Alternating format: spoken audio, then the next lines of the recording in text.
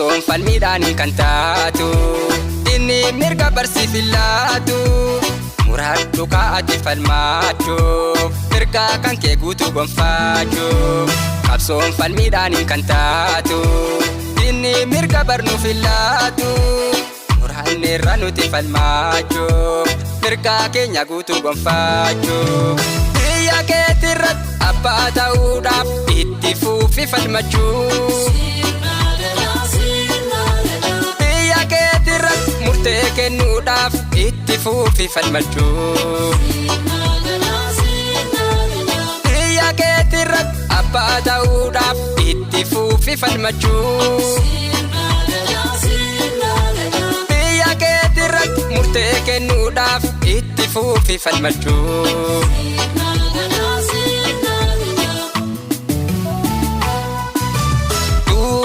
Dume dachoro miyasi madume gachena biya sena kena isa kanduri sena gada karabadori Oromia sirati jamne godotetu sirati damne kina wado olinga bina tokota wadina bina tokota tofta walale godotetu sirata wale Kenyu matamsa natuma nurati nafsa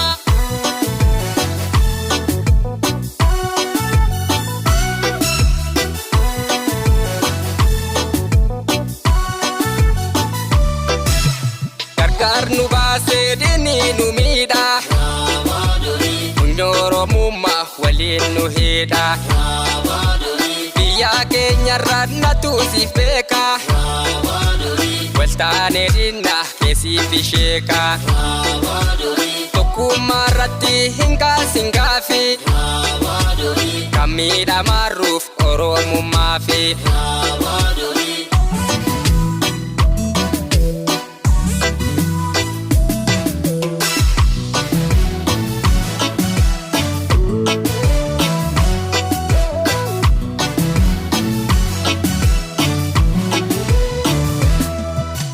Qabsoon falmiidhaan kan taatu inni mirga barsiifillaatu muraadhu kaa'ati falmaachuuf mirga kan kee guutuu gonfaachuuf.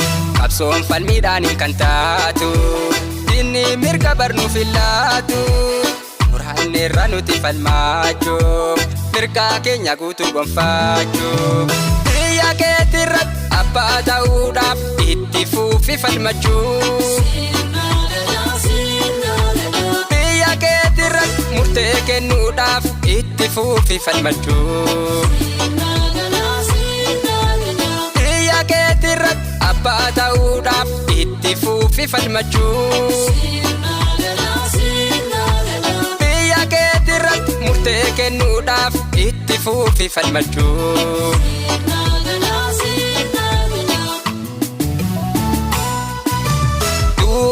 Dume dachoro miyasi madume gachena biya sena kena isa kanduri sena gada karabadori Oromia sirati jamne godotetu sirati damne kina wado olinga bina tokota wadina bina tokota tofta walale godotetu sirata wale Kenyu matamsa natuma nurati nafsa